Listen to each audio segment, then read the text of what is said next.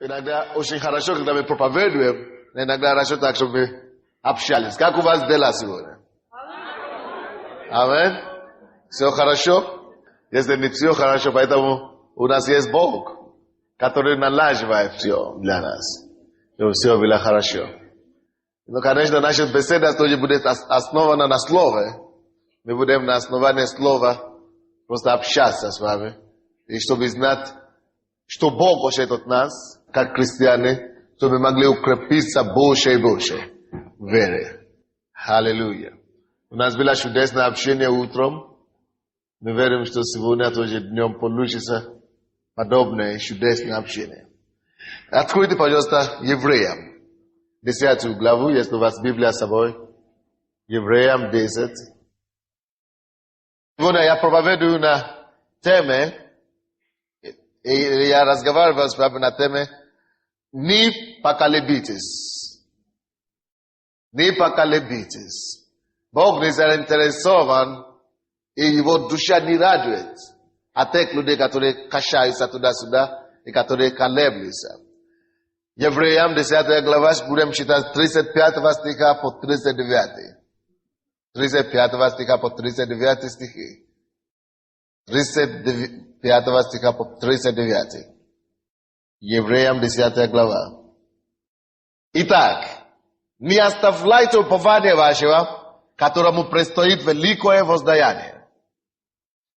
Терпение нужно вам, чтобы, исполнивши волю Божию, получить обещанное. Ибо еще немного, очень немного, и грядущее придет, и не умедлит. Праведный верою жив будет. А если кто поколеблется, не благоволит тому душа моя. Мы же не исколеблющиеся на погибель, но стоим в вере ко спасению души. Я говорю, я проповедую сегодня на теме «Не поколебитесь». И Библия говорит нам, через апостола Павла, итак, не оставляйте упования вашего. Братья и сестры, как христианина, прежде всего, мы есть люди, у кого есть твердое основание, у кого есть упование.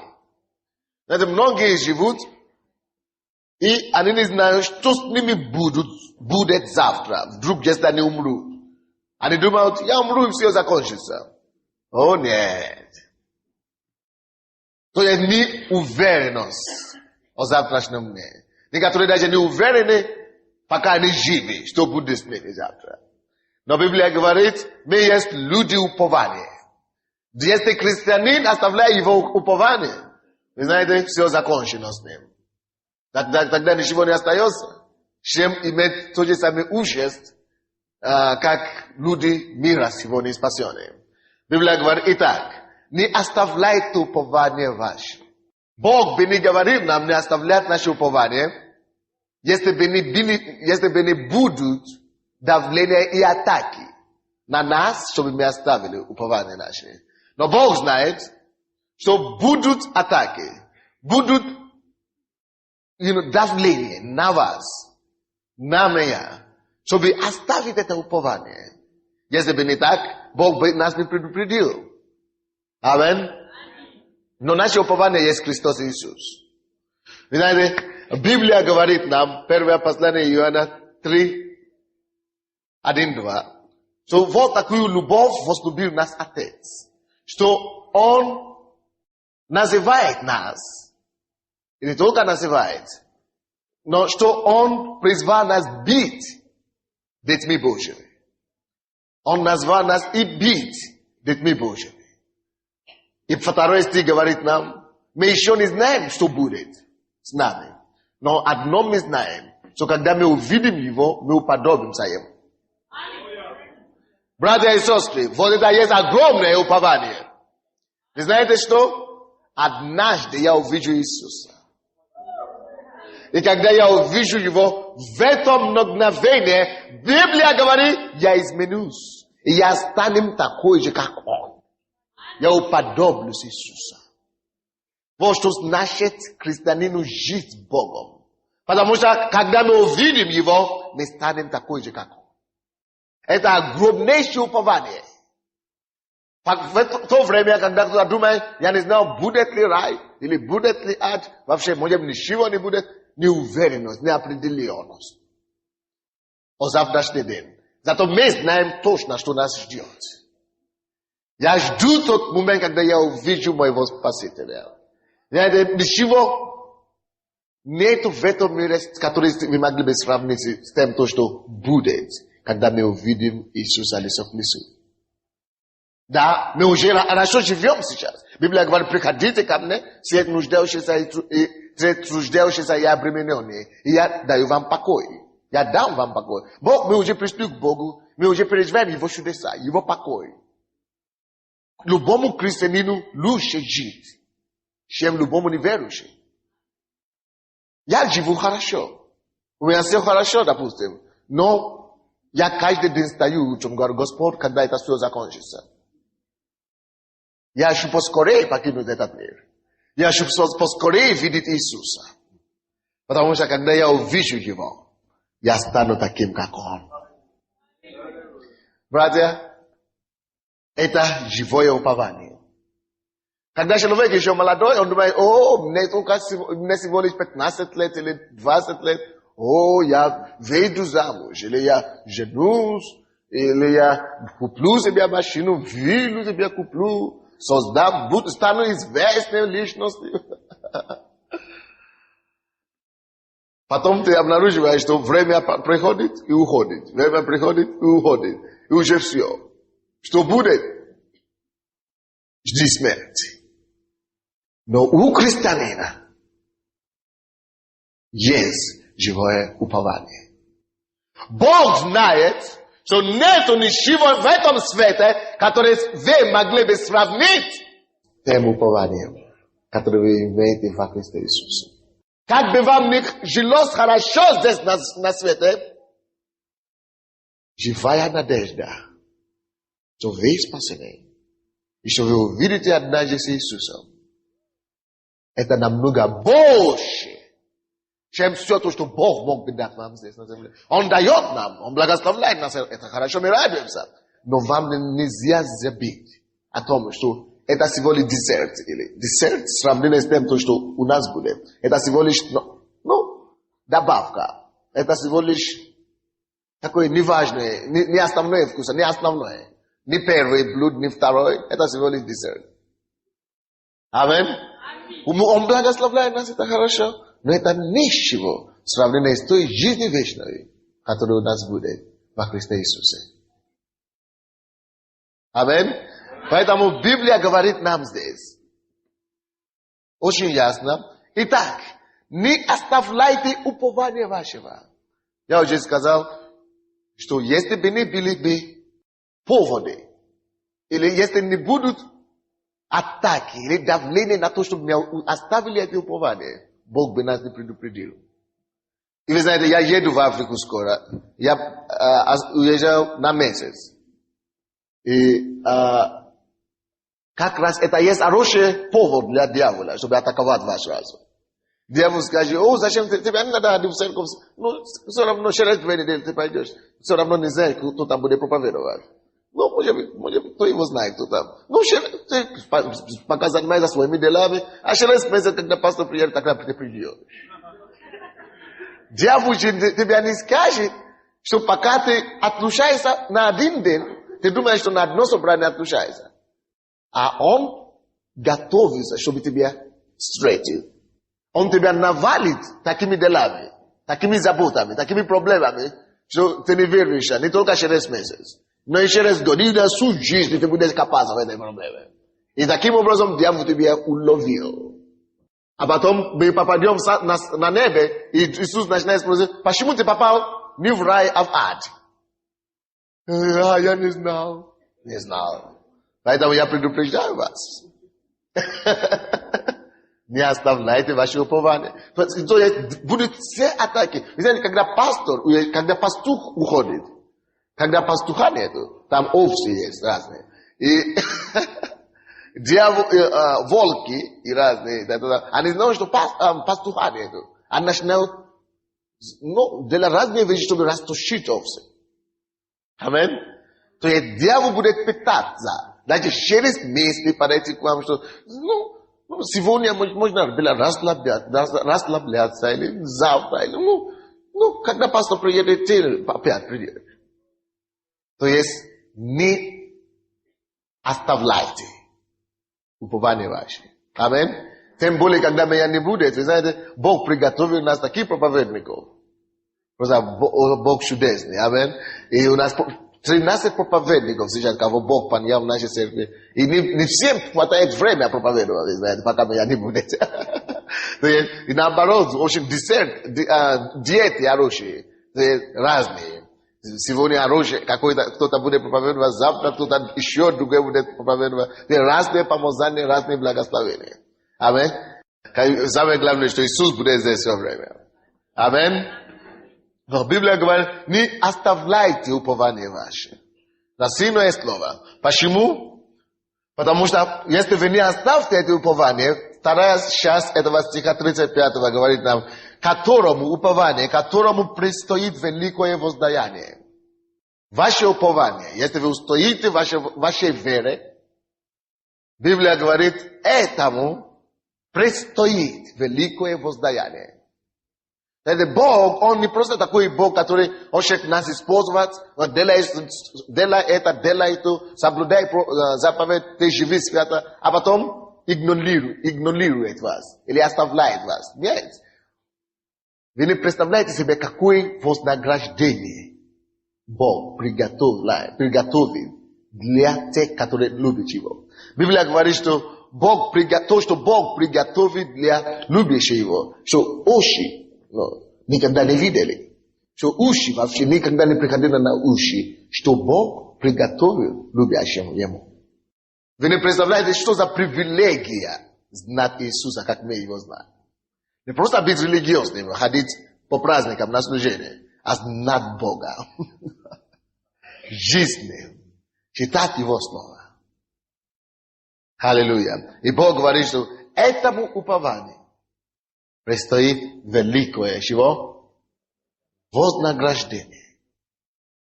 Иисус говорит, я пойду, чтобы...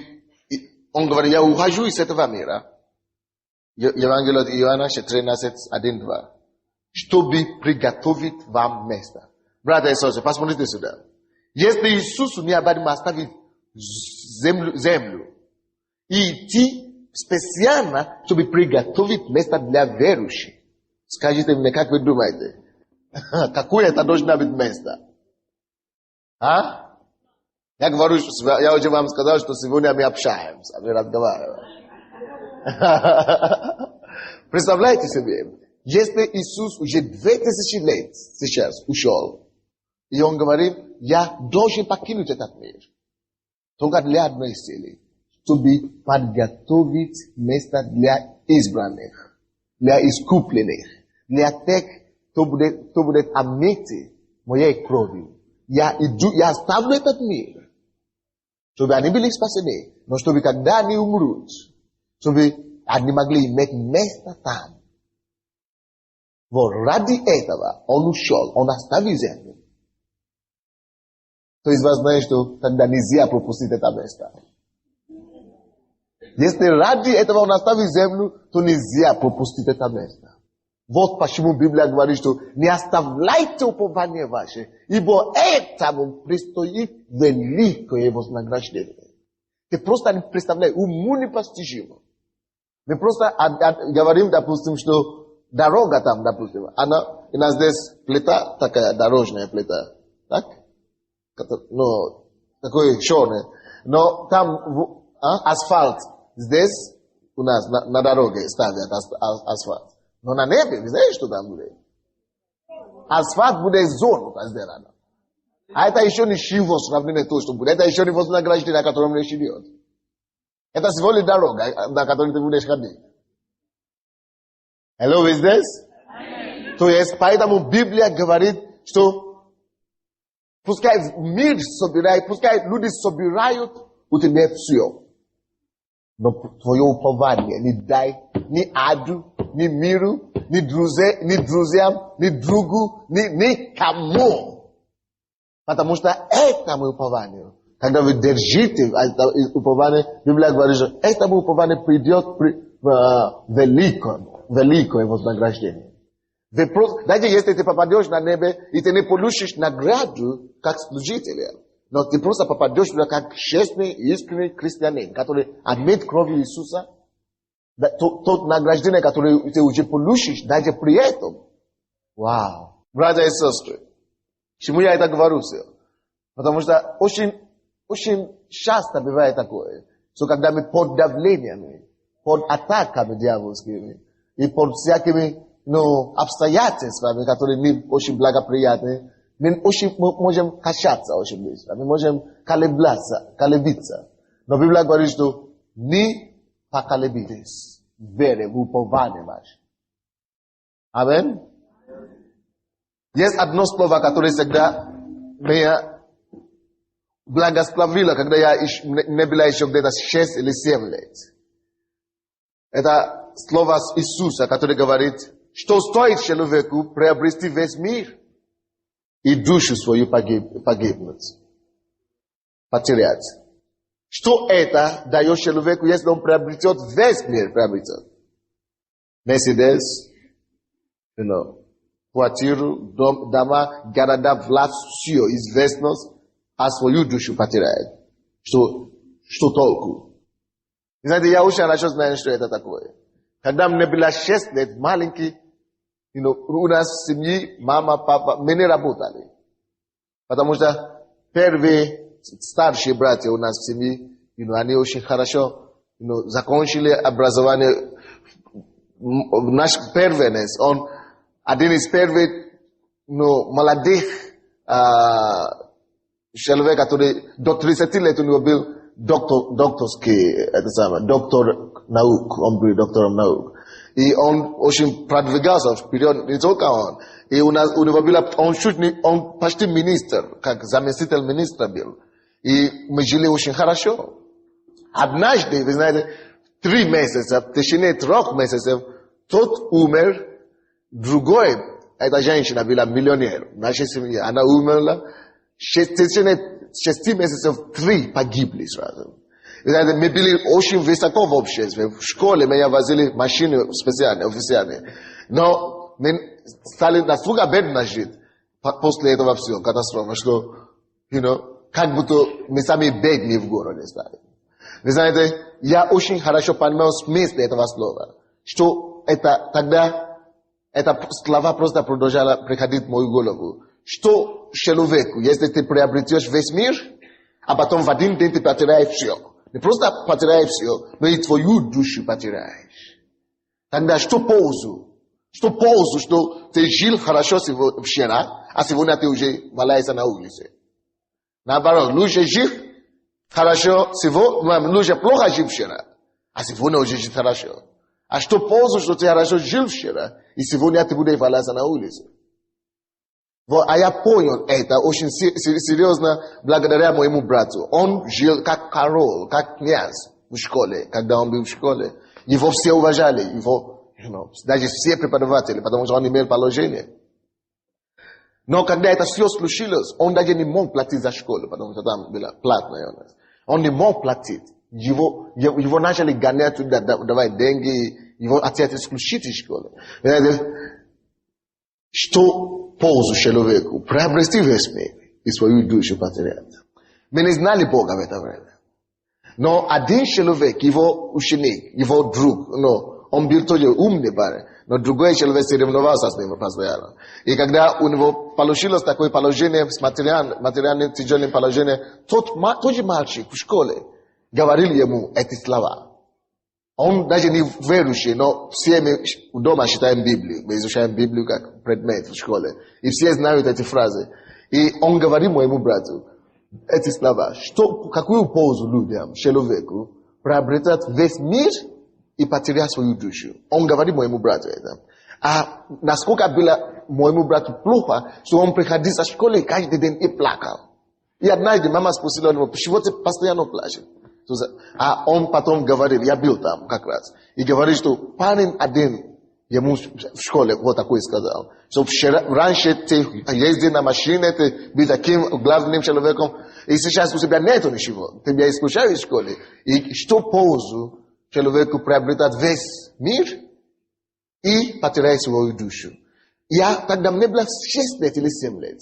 Но я не знал, что это слова из Библии. Но когда он это говорил маме, и я услышал это, с этого дня эти слова не покинули меня. До того, как я пришел к Богу, потом я обнаружил, что это в Библии, я всегда думал об этом, действительно.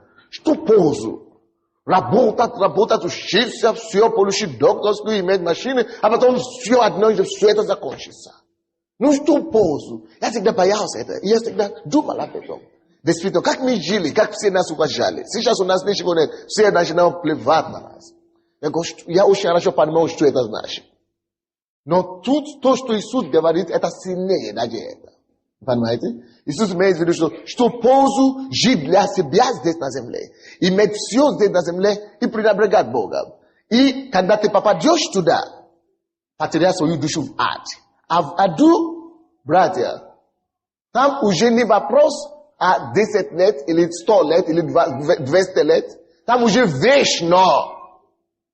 Вечное мучение в аду. Это вечная потеря души в аду. И когда я пришел к Богу, я говорю: о Боже, как это приятно, что мне уже не придется мучиться от этих слов. Мы не понимали эти слова тогда. Мой брат тоже плакал, он не знал, что делать. Он просто думал, что тот парень меня оскорбляет, что он говорит, что я имел все. Но Бог использовал эти слова, чтобы меня предупредить и привести потом к Богу. Действительно, что пользу? Поэтому Библия говорит, да, когда мы с Богом, Бог дает нам благословение все. Но что пользу, что мы получаем Его благословение здесь на земле, а потом не попадемся к Нему на небо? Ведь Бог говорит, что мы увидим Его таким, как Он есть. И мы станем такой, как Он есть. Мы уподобимся Ему. Кто желает действительно наследить это небесный дом? Вы знаете, поэтому это просто привилегия быть спасенным. Сколько людей живут в Киеве? Миллионы. Но почему именно нас Бог выбрал? Поэтому я живу это говорю. Знаете, я говорю это все, потому что когда меня не будет, да, чтобы вы могли знать, я только всего лишь на месяц еду. Но дьявол будет по-всякому, просто вас давить, чтобы вас отвести как-то. Но ты знаешь, что у тебя драгоценность такая, что не человеку ты служишь, не ради пастора ты ходил в церковь. Но чтобы ты мог знать, что бы это ни было, дьявол ты меня не оставит мое упование никогда. Я уже больше знаю, я уже знаю истину, и истина уже освободила меня. Я останусь свободным во имя Иисуса. Аминь. Я останусь в свободе. Давайте будем читать дальше. 36 стих. Терпение нужно вам, чтобы, исполнивши волю Божию, получить обещанное. Терпение нужно вам, чтобы, исполнивши волю Божию, получить обещанное. Посмотрите на этот стих, есть там некоторые истины, которые нам надо взять вооружение. Во-первых, Бог хочет, чтобы мы исполнили волю Божию. Кто-нибудь слышит меня? Бог говорит, исполнивши волю Божию, мы получим чего? Обещанное. Есть много чего Бог обещает верующему человеку. Есть много чего Бог обещает тебе в слове. Вообще, в конце концов, эта книга полна Божье обетование. Кто из вас знает, что здесь, в этой Библии, в этой Библии есть какое-то обетование для него лично. Кто знает об этом? Эта книга содержит в себе все обетования, которые принадлежат верующему человеку. И Библия говорит, что мы получим обещанное, но только после того, как мы исполним волю Божию. Когда меня не будет, братья, я освободить вас как церковь, что продолжайте исполнять волю Божию на свою жизнь. Аминь. если ты еще не знаешь, занимайся этим. Найди, какие есть воли Божьи, что Бог хочет, чтобы ты делал. Что Он требует от тебя. Может быть, Он хочет, чтобы ты пел прославление. Может быть, Он хочет, чтобы ты был бизнес-клубе. Может быть, Он хочет, чтобы ты где-то был. Найди волю Божью для себя. И будь уверен, что ты в плане Божьем, ты в воле Божьей. Когда ты стоишь в воле Божьей, тогда ты спокоен, что хотя бы я в воле Божьей, потому что если я буду в воле Божьей, тогда есть гарантия, что я получу обещанное. Потому что только исполнив волю Божью, ты сможешь получить обещанное. Кто-нибудь меня слышит? Только исполнив волю Божью, ты получишь обещанное. Очень многие люди ходят в церковь, молятся, просят, почему-то Бог меня не слышит, не отвечает. Ты вообще не в воле Божьей, ты только приходишь, чтобы что-то получить для себя и все. Прихожанин. Но найди, что Бог хочет, чтобы ты делал для Него. Какая Его воля для твоей жизни? Когда ты в воле Божьей, ты исполняешь волю Божьей, тогда ты можешь сказать, Господь, я делаю все. Теперь, где твое обетование? Почему они не исполняются в моей жизни? Тогда Бог тебе скажет другое. Третье, которое в этом стихе есть. Что терпение надо вам, чтобы исполнившие волю Божью получить обещанное. То есть третье, во-первых, вам надо исполнить волю Божью. Познай волю Божью для твоей жизни. Что Бог хочет, чтобы я делал. Поэтому мы имеем список служений в нашей церкви. Больше 20, наверное, больше 30, наверное, уже. Служения, которые у нас в церкви.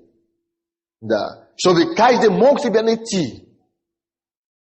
И мы хотим просто помочь вам в этом, чтобы ты мог стоять в воле Божьей и сказать Богу, Господь, я в твоей воле, я делал все, как ты хочешь, чтобы я делал. Поэтому сейчас я исполнял свою волю, я жду обещанное. Ты обещал мне то, ты обещаешь мне другое, я жду это. И Библия говорит, единственное то, что тебе еще надо, да имейте терпение.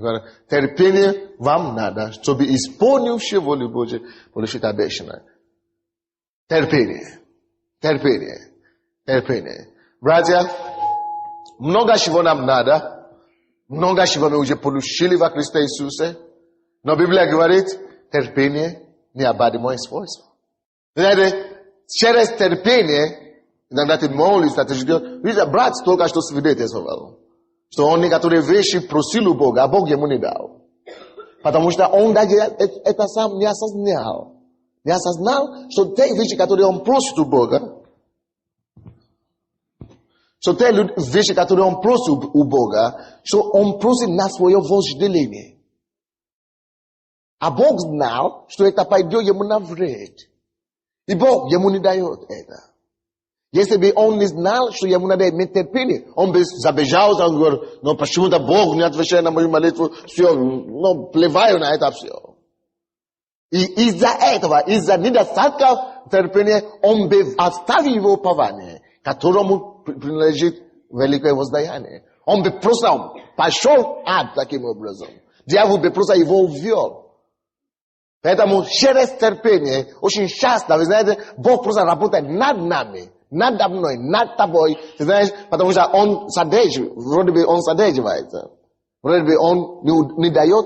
Потому что пока он содерживается таким образом, он вырабатывает в тебе через эту задержку характер, правильное сердце. Он воспитывает тебе тем, что он пока тебе не отдает то, что ты просишь, пока не отвечает на твою молитву, он этим просто тебе воспитывает, просто тебе формулирует, чтобы у тебя могло быть правильное сердце.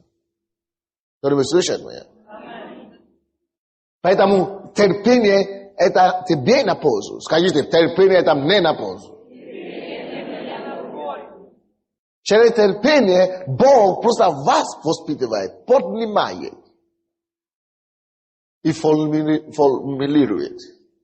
Поэтому Бог говорит здесь, терпение надо вам, нужно вам, чтобы исполнивши волю Божию, вы могли получить обещанное. Значит, мы должны быть в воле Божьей. Потому что если я вообще не буду в воле Божьей, я не смогу исполнить его волю. Значит, будьте в воле Божьей прежде всего. Делайте волю Божью. И вы можете тогда быть спокойны, что все равно Бог исполнит его обещание в моей жизни, потому что я в воле Божьей. Angostom nenada, toka nenada terpie, tipsio. Yajdu spakoiswe, yajdu vrados tu mire, brother.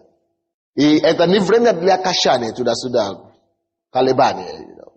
Paitam ya provave du si vune atom ni pa kalebaitis. Ele ni pa kalebitis verne. Ni pa kalebitis. Vashem vere, vashem povane. Я говорю о том, что когда пастор они будет массу ситуаций, массу поводов для того, чтобы вы поколебались. Но вы знаете, что вы не ради человека что-то делаете. Вы просто делаете за Богом, потому что я знаю, что это мое упование имеет великое вознаграждение. И однажды я увижу его. Даже если я не понимаю все сейчас, однажды я увижу его. Когда я увижу его, я уподоблюсь его. Слава Господу. Я стану таким же, как он. Аллилуйя. Евангелие от Луки, 21 глава, 21-19. 21-19. Терпение. Нужно вам. Очень многие не имеют терпения. Просто их уже нету с Богом. Из-за нетерпения многие уже попали в ад, вы знаете. 21-19.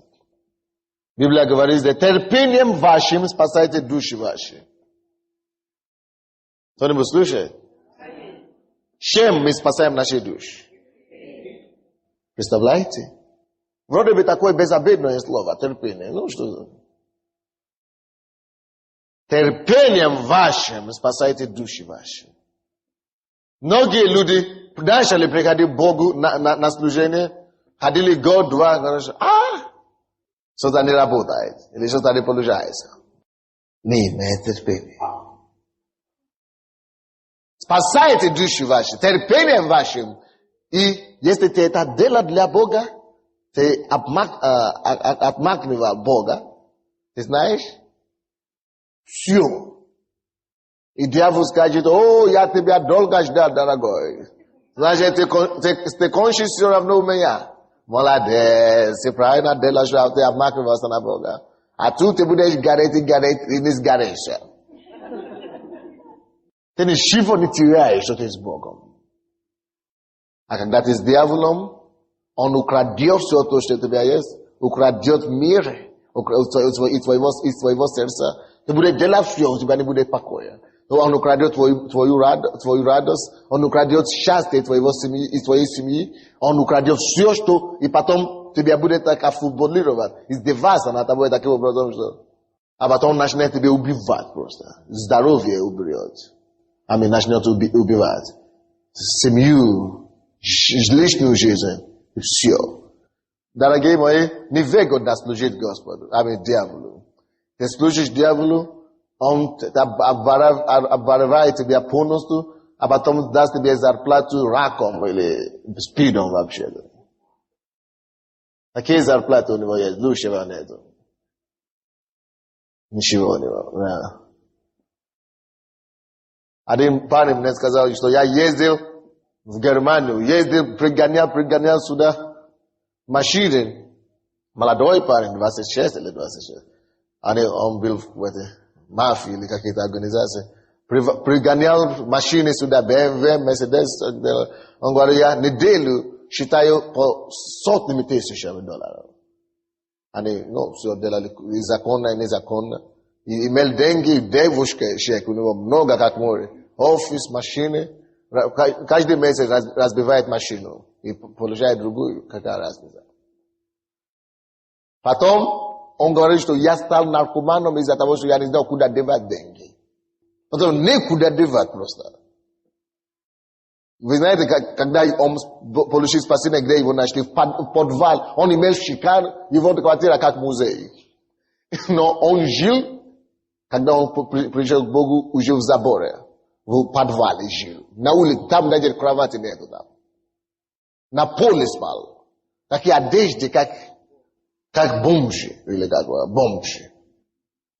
А у него дом, как музей экспозиции, или как у вас там.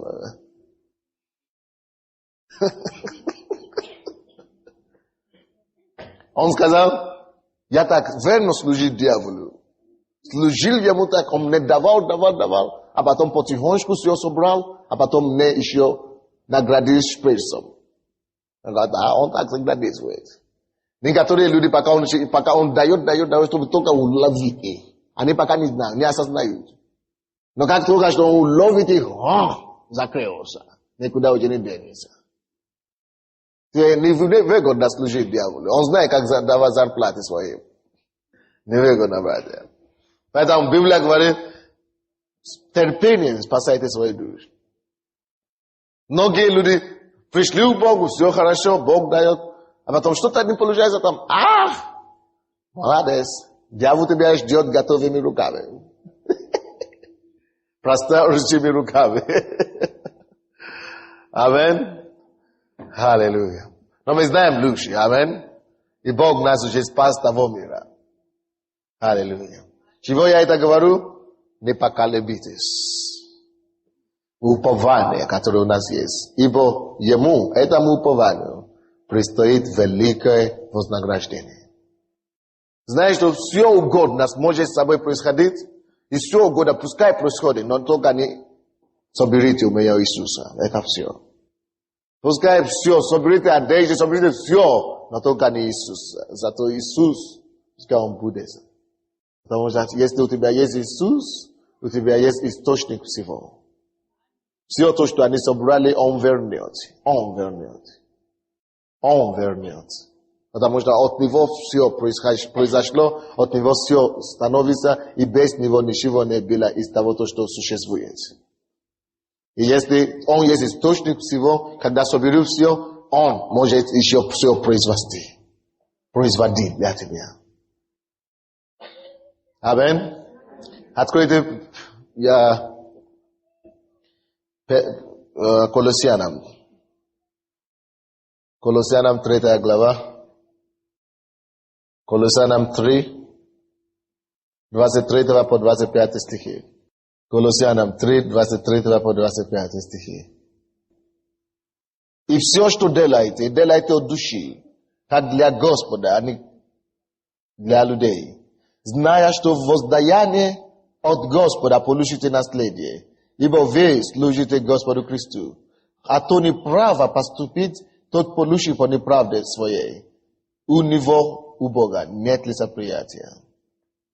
23 стих говорит, и все, что делайте, делайте от души, как для Господа, а не для людей. Мы говорим о том, что найдите волю Божью. Просто стойте там, исполняйте волю Божью, и тогда обещанное придет. Но будьте уверены, что все то, что вы делаете не потому, что кто-то вас зовет или ради кого-то. Делай все, как для Господа. Ты не ходишь в церковь, потому что пастор здесь, в Киеве. Или пастор в Нигерии, или пастор в Америке. Я хожу, потому что я служу Богу. Ради кого мы ходим в церковь? Ради кого мы молимся? Ради кого мы читаем слово? Ради Бога, но для себя, для своей пользы тоже. Аминь. То есть это Богу мы служим, наше служение к Богу. И Библия говорит, что делайте все, не как для человека. Все то, что ты делаешь. Делай от души, как для Бога. Делай, как будто Иисус стоит перед тобой сейчас. Как ты вел себя перед Иисусом. Многие из вас в церкви всегда такие любезные, такие корректные, такие святые, хорошие, такие. А дома, как волк прямо.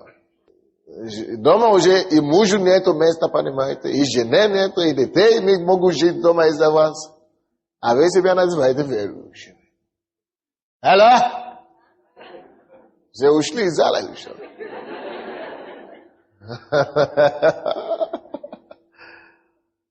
Потому что вы любите лицеприятие такое.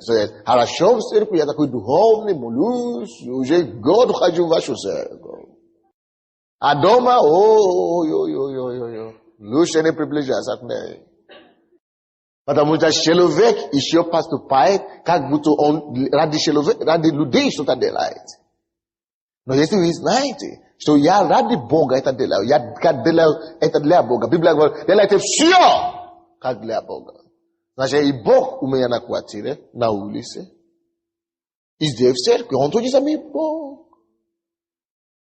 Зачем тогда кого-то обманывать, когда ему все открыто? Но никуда не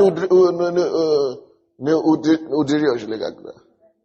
Никуда не удерешь от него, да. Не убежишь от него. Никуда. Так что сделайте все, как для Господа. Так что не ради пастора мы ходим. Пастор есть, я служу Богу всем своим силой. Пастор все свои силы. Пастора нет, слава Богу, я то же самое делаю. А то иногда я вижу людей делают такие активные для Бога. Делают все правильно. А потом я прохожу мимо.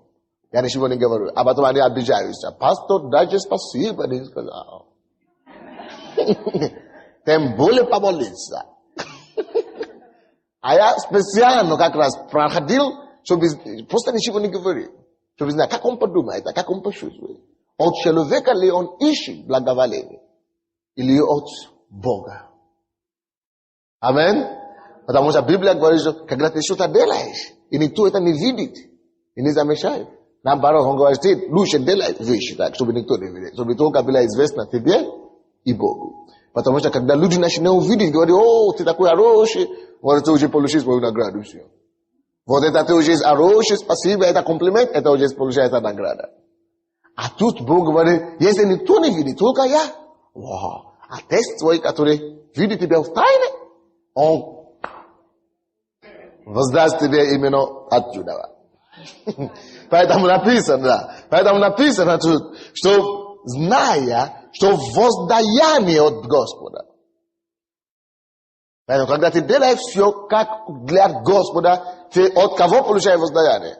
От Господа.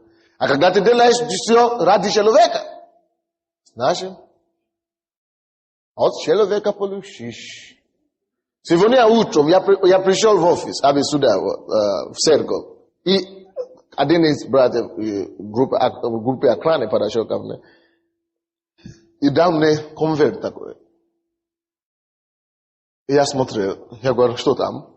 Он говорит, на поездку в Нигерию. Я говорю, а кто это вам дал? Кто тебе дал? А он говорит, тот человек сказал, не скажите пастору, кто дал, просто. Не скажите ему, чтобы никто не знал, только Бог. А я начал открыть, я думал, что там 10 гривны потом, или 5 гривны. Потому что я уже получил такие, я благодарю Бога за них. Отсюда я смотрю, 1, 2, 3, 5, 6. Сколько самые большие купюры на гривны? 100, да? Но а тут не гривны, оказывается. Это доллары. Это $600. А человек говорит, что не скажите пастору, кто да. Я говорю, правильно, это человек имеет приз. Как раз я буду проповедовать об этом. И как раз человек имеет правильное сердце. Я хотел помолиться за него, а Бог говорит, зачем тебе молиться? Потому что я знаю его. Когда человек делает что-то как для Господа, тогда он от меня получает, не от тебя. Это было интересно. Потому что иногда ты что-то делаешь, хочешь, чтобы, мой лидер заметит, чтобы он знает, что я такой член этой церкви, такой крепкий, без меня не обойдется. Не, конечно, я не говорю о том, что ты должен все делать, чтобы никто не заметил. Я просто говорю, что тут было хорошее сердце, правильное сердце.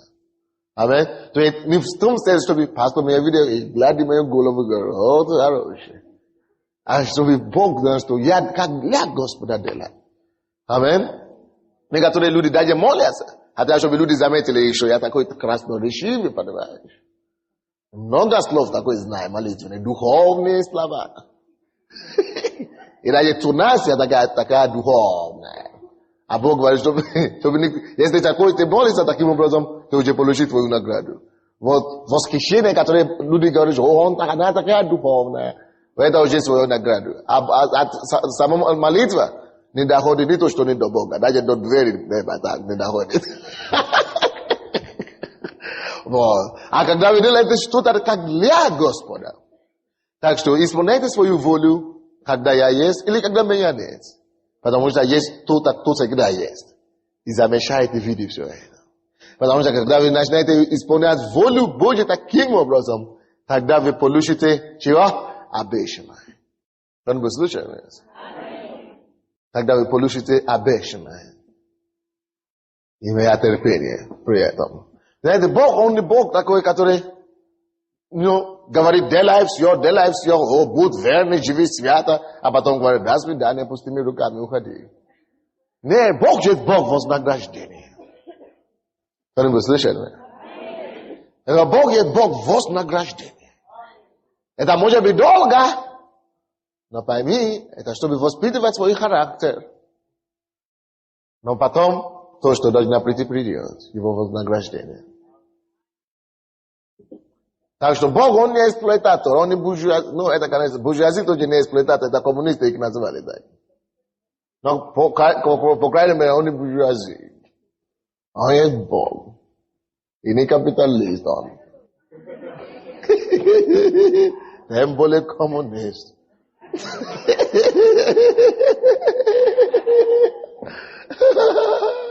Когда он видит, говорит вам, что что-то делать, он знает, что вам что-то надо, он знает. Серьезно. И он это вам даст. А есть некоторые, которые вообще забывают о том, что Бог знает. Они начинают делать все, как для человека. Бог, давайте посмотрим их удел, то, что они получили. 25 стих. А кто не право поступить, тот получит по своей неправде. У него, у Бога, нет лицеприятия. А кто не право поступает, тот получит по своей неправде. Кто-то говорит, а я ходил в церковь, все это время я думал, что Бог уже вылечил моего мужа от алкоголизма.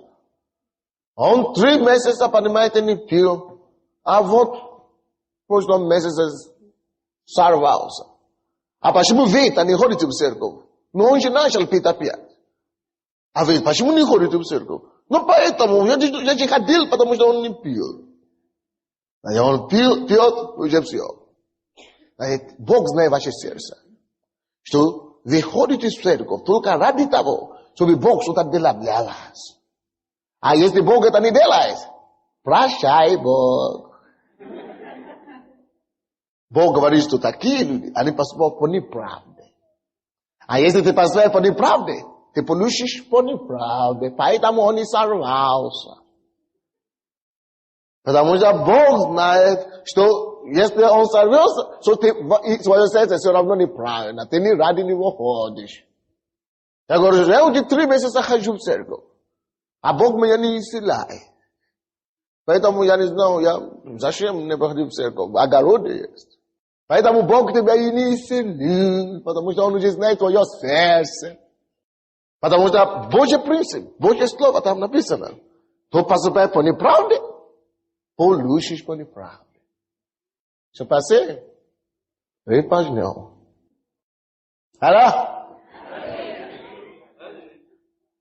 Один парень пришел в церковь.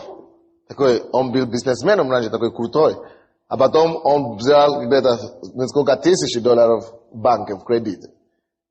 И, конечно, как обычно, все сгорело. И банкротство пришел. И все. А вы знаете, как эти банкиры сейчас делают?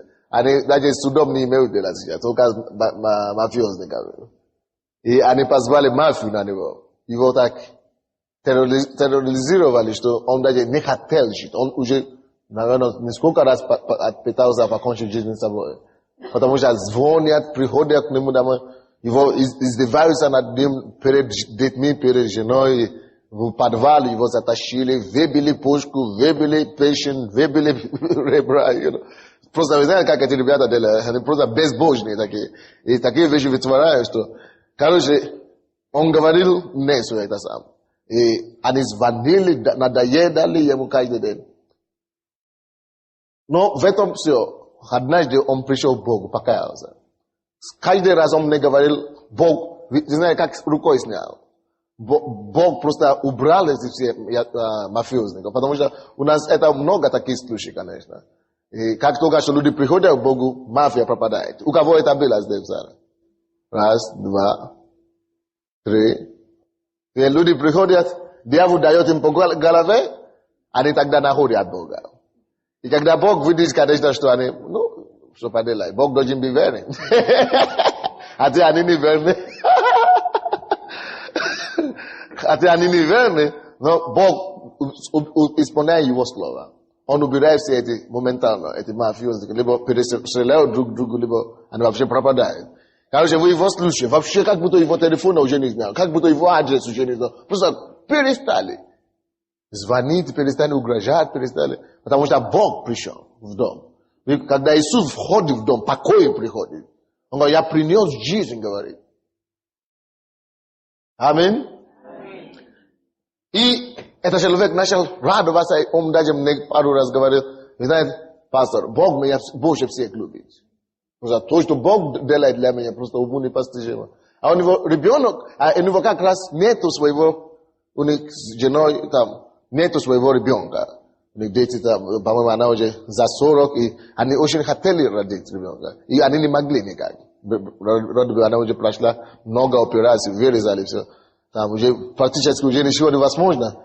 Но мы помолились, и я вам скажу, Бог ответил. И ребенок был, он потом опять ушел в бизнес и начал заниматься делом. И он начал опять по мирским принципам работать. Он начал обмануть людей. Я говорю ему, ты обманываешь, притом и верующий обманываешь. Ты член этой церкви. Если я прокляну, тебе будет, придет на тебе как это самое. И я просто ему сказал, что нельзя это делать.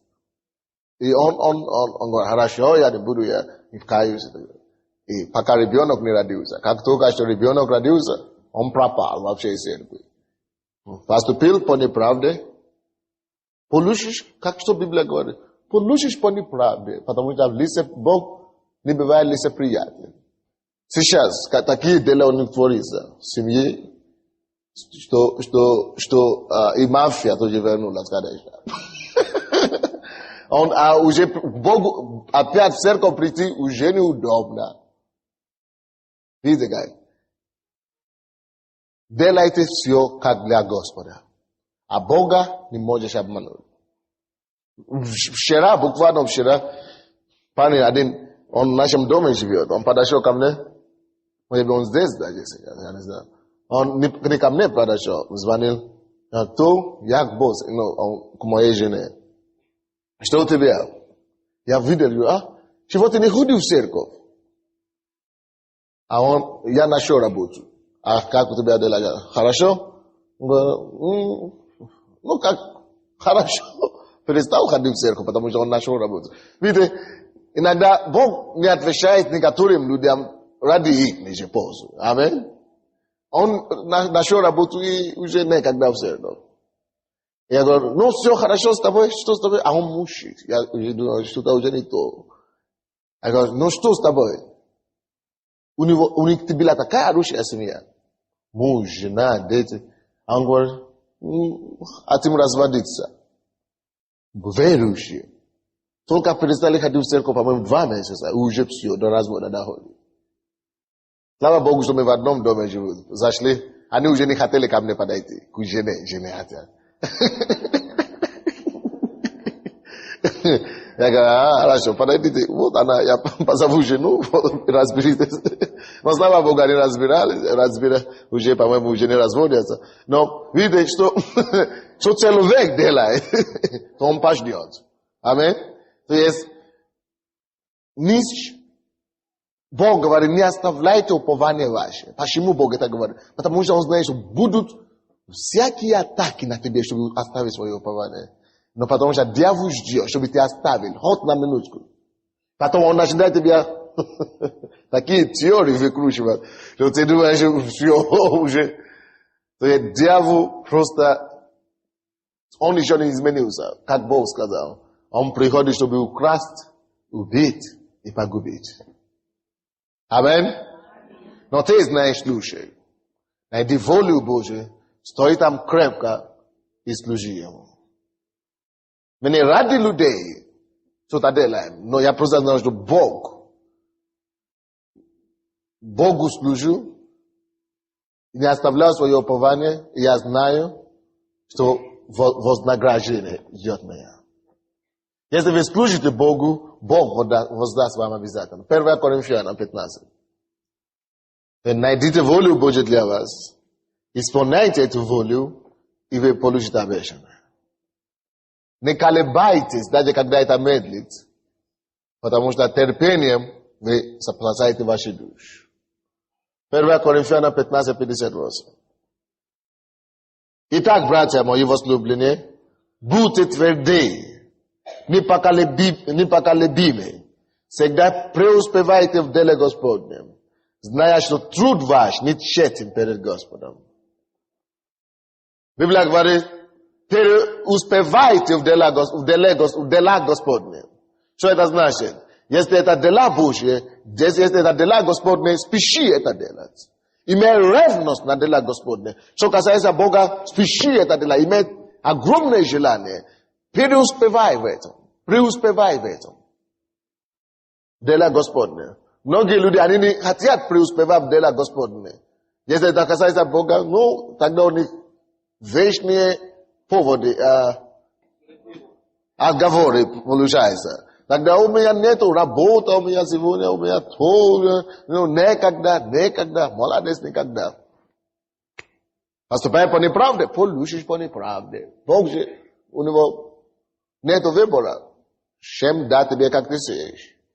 В церкви надо машина, или что-то надо повезти, и так далее. Братья приходите, или сестры приходите. О, никогда у меня работа. Молодец.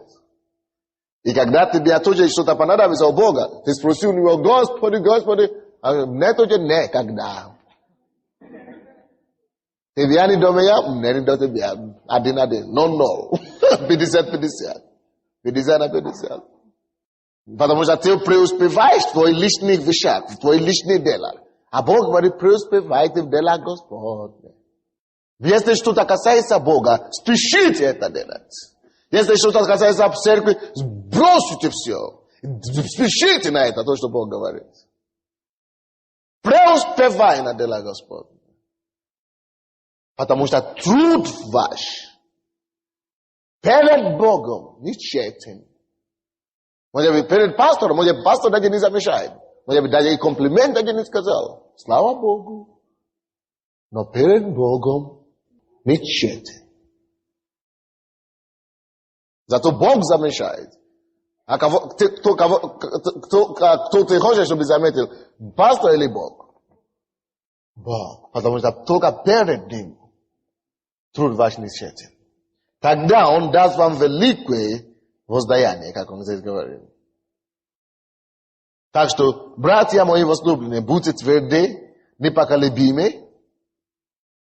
Пастор есть, пастора нет, будь тверды, непоколебимым, исполняя волю Божию, всегда преуспевая в дела Господне, зная, что труд ваш не тщетен перед Богом. Амин? Если человек тебя не замечает, хорошо, наоборот. Потому что если человек начинает тебя замечать, и тебе делать все комплименты, получается, что ты уже получил все твои награды. А у Бога, получается, уже ничего не осталось. Амин? Аллилуйя. Евангелие от Луки 18. Евангелие от Луки 18 глава, 7-8 глава, 7-8 стих. От Луки 18. 7-8 стихи. Бог ли не защитит избранных своих, вопиющих к нему день и ночь, хотя имеет ли защищать их? Сказываю вам, что подаст им защиту скорее. Но Сын Человеческий, пришедший, найдет ли веру на земле? Вы слушаете меня? Может быть, Бог медлит. Это всего лишь медление. Он придет все равно и даст вам. Амин. Так что имейте терпение, потому что Бог не защитит ли Бог избранных своих. Он защитит их. On услышит твою молитву. Он ответит на твою молитву, потому что ты избранный. Вы слышите? Он ответит на твою молитву. Но если ты не можешь иметь терпение, говоришь, Господь, сколько можно ждать? Хорошо, иди к дьяволу. Выйти замуж хочешь. Он тебя даст мужа хорошенького, алкоголика. Потом тебя выбьет все зубы, 32 зуба. Let's go, God. Выбьет все зубы, потом ты, Господи, помилуй. Это золотая, сестричка, почему вы стали такая золотая женщина?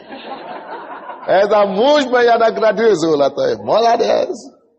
Не мог ждать Божьего выбора.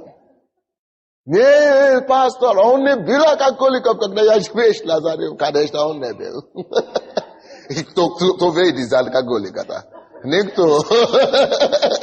Том-то и дело. Да, том-то и дело. Дьявол знает, как притягать. Мы не говорили об этом. Он сначала даст тебе всего хорошего все. А потом, как он на 180 градусов все поворачивает это все дело. Ой-ой-ой, выкрутится уже. Увы, не получится. Амин. Так что поймите, что лучше иметь терпение и получить то, что Бог дает.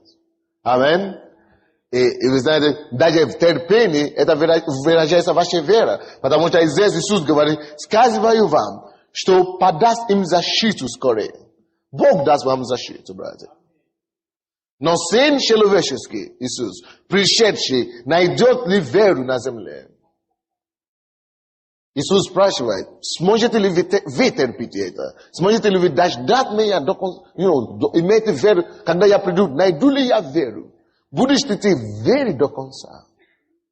Я тоже задаю вопрос, когда я приеду из Нигерии, найду ли я вас здесь?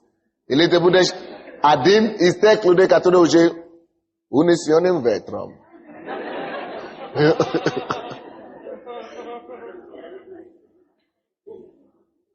Так и получилось, увы.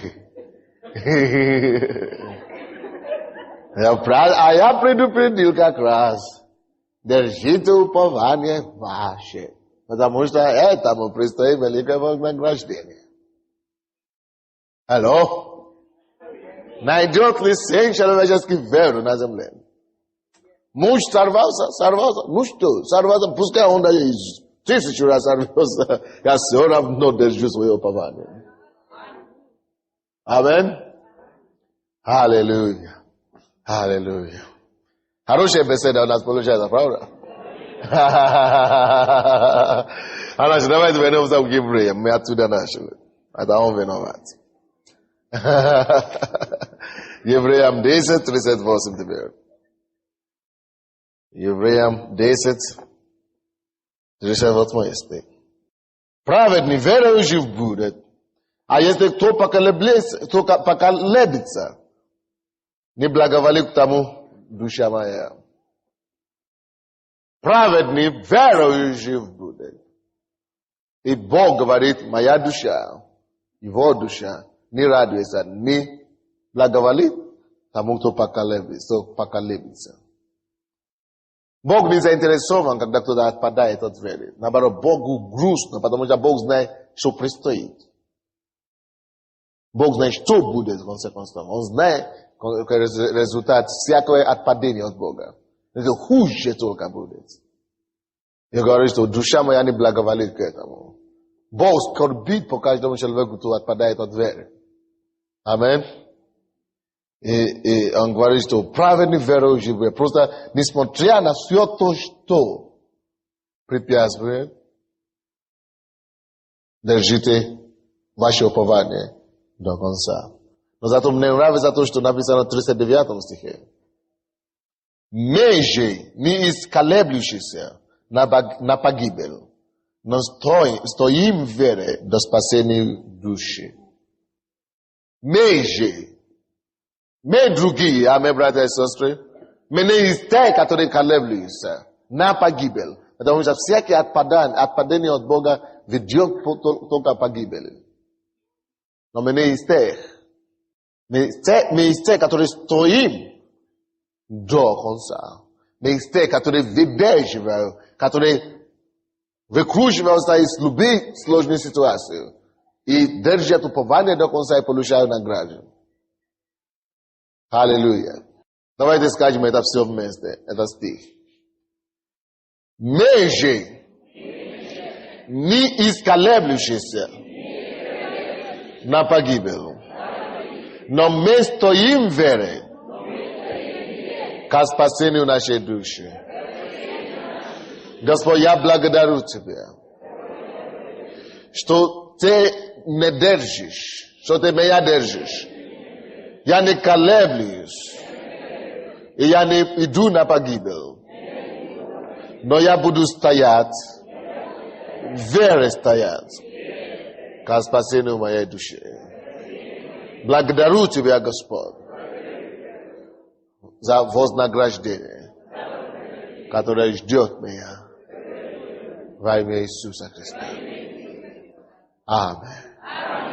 Well, hallelujah. Дайте Богу славу.